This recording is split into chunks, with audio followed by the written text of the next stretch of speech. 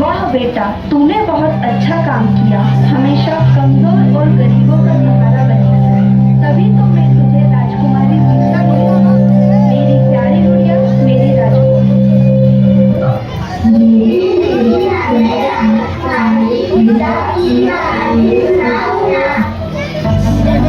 मैं तुम्हें गीता की कहानी सुनाती हूँ।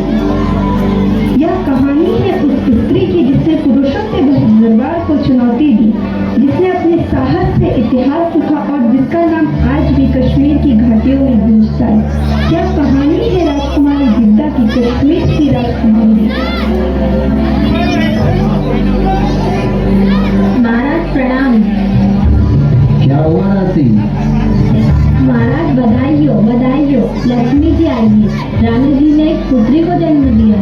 क्या सच कर रही हो दासी? जी महाराज। दासी, हमें भी पुत्री के दर्शन कराओ। जी महाराज। आज पूरा राज्य उत्सव मनाएगा।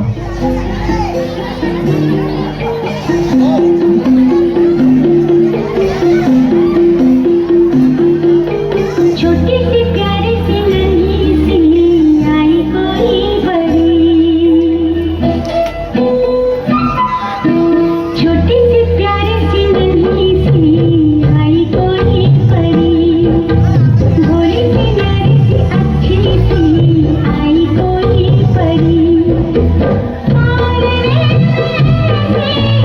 झूलती रहे खुशियों की झूमती रहे, गाती मुस्कुराती संगीत की तरह। ये तो लगे रामा के गीत की तरह। रारारू, रारारू, रारारू,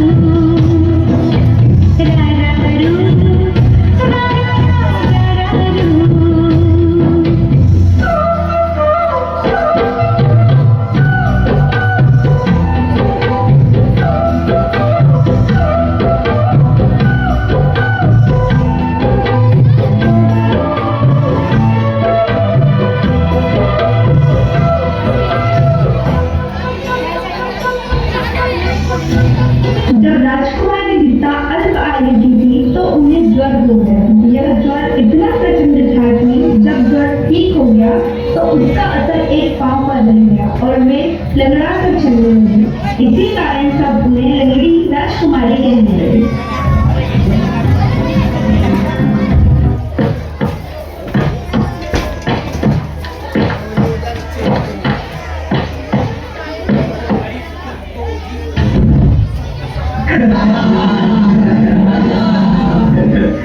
जो ठीक से खड़ी नहीं हो सकती, जो सीधे चल नहीं सकती, वो क्या ही राज्य चलाएगी।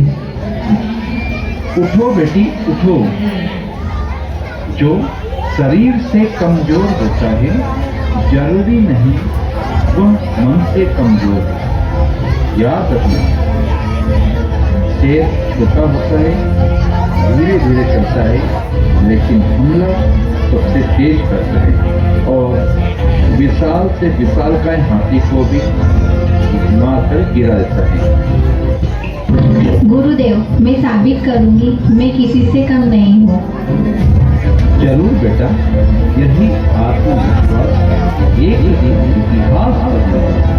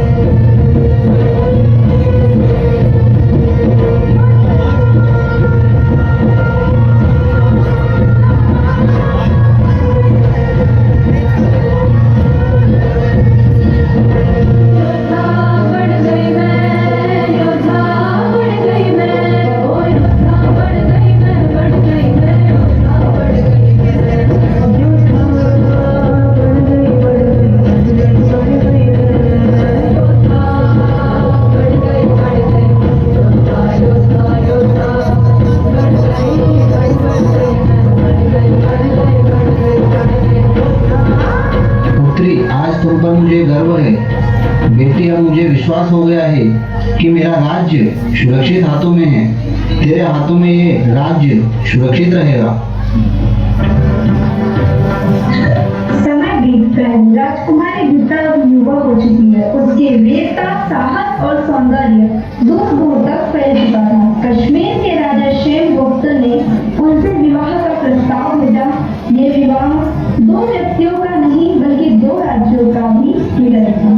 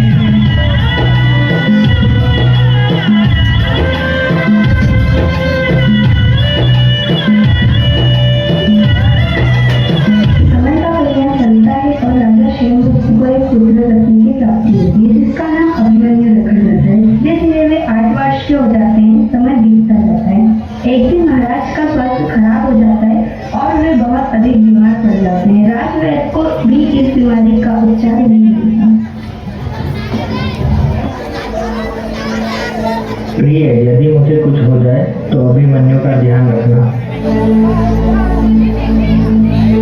दादा, ऐसी ऐसी बातें ना कर। रानी जी, अब लगता है मेरा अंतिम समय आ गया है। अभिमन्यु और कृष्ण ने राजा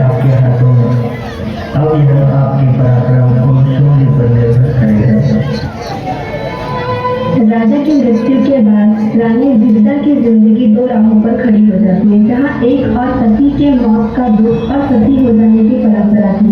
दूसरी तरफ एक नाबालिग राजकुमार के राजपाट संभालने लायक होने पर उसकी पालन पोषण और शिक्षा दीक्षा की जिम्मेदारी थी। इस कारण राजा की दूसरी रानी सुगंधा सती हुई।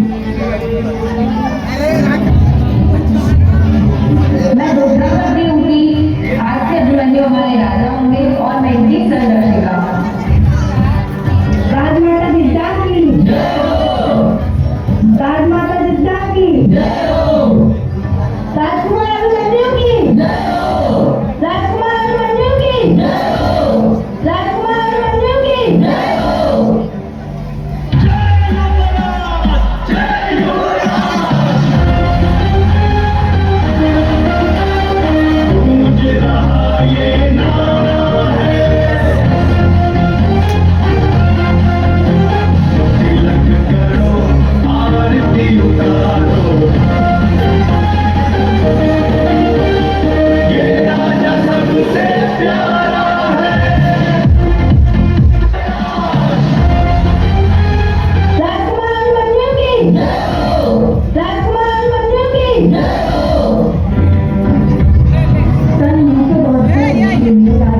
अभिमन्यु चल बसे। उसके बाद रानी ने अपने चौथे जीव देवते को बदलकर दिया और उसकी संरक्षिका बन उसके खिलाफ होने वाले विद्रोहों को दबाया। पुत्र की मृत्यु के बाद रानी विद्या ने मंदिरों, मठों और सरायों का निर्माण कराया। अपने स्वर्गीय पुत्र अभिमन्यु की स्मृति में अभिमन्युपुर, जो कि वर्तमान में बेमिया श्रीनगर के नाम से जाना जाएगा। बच्चों, आपको पता है कि रानी विद्या ने अभिमन्यु स्वामी विष्णु मंदिर की बनाया, जो भगवान विष्णु को समर्पित है। लेकिन किस्मत को शायद कुछ और ही मंजूर था। 982 में भीमगुप्त की मृत्यु हो जाती है। भीमगुप्त की मृत्यु के बाद रानी विद्या के वंश में कोई वारिस नहीं था। रानी विद्या अपने भाई के बेटों में से वारिस का चयन करती है।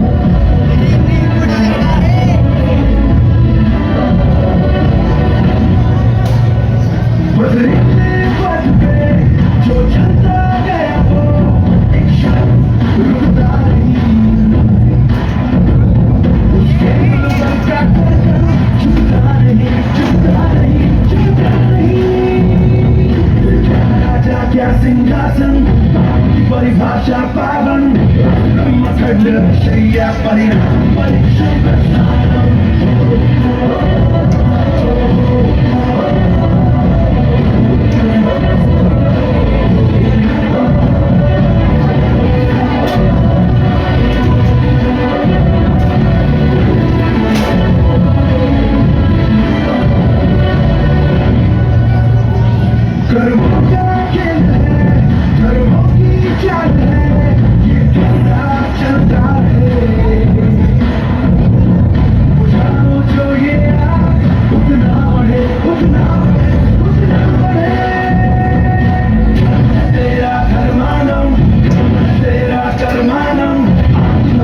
चला है जो वही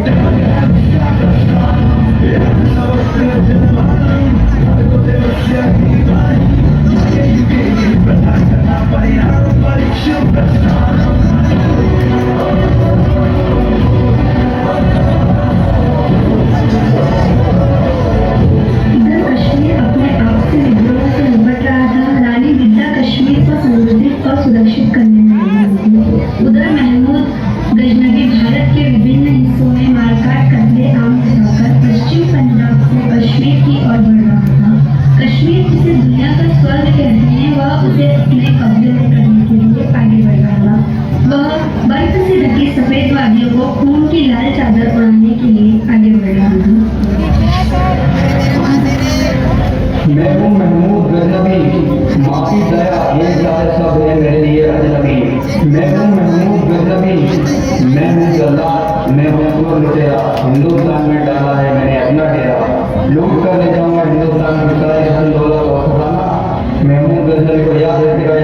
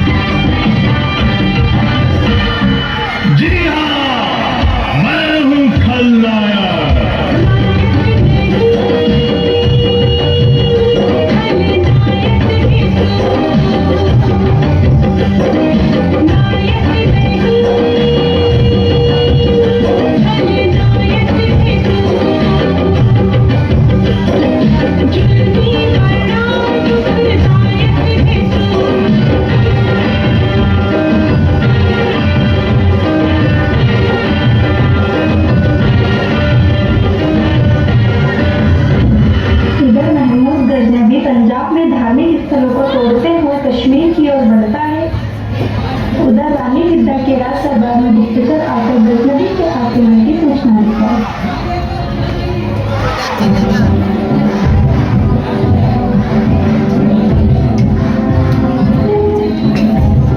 राजमाता प्रणाम। कहो गुप्तचर, क्या खबर लाए हो? राजमाता, महमूद गजनबी हमारे राज्य पर आक्रमण करने आ रहा है।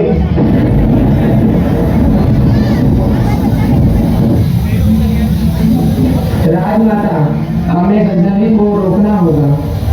सेनापति, युद्ध की तैयारी करो।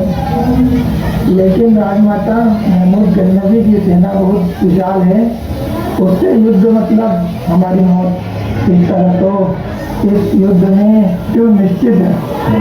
मृत्यु, क्या है मृत्यु? हमारे आत्मबल से शत्रु का बल ज्यादा है, ये सोचता है मृत्यु। रणभूमि में शत्रु से भयभीत होकर जीवित रहना है मृत्यु। मातृभूमि को कोई नीच पापी छू नहीं सकता। उनकी छाती चीर कर उन सबको ये कहने जा रहा हूं मैं।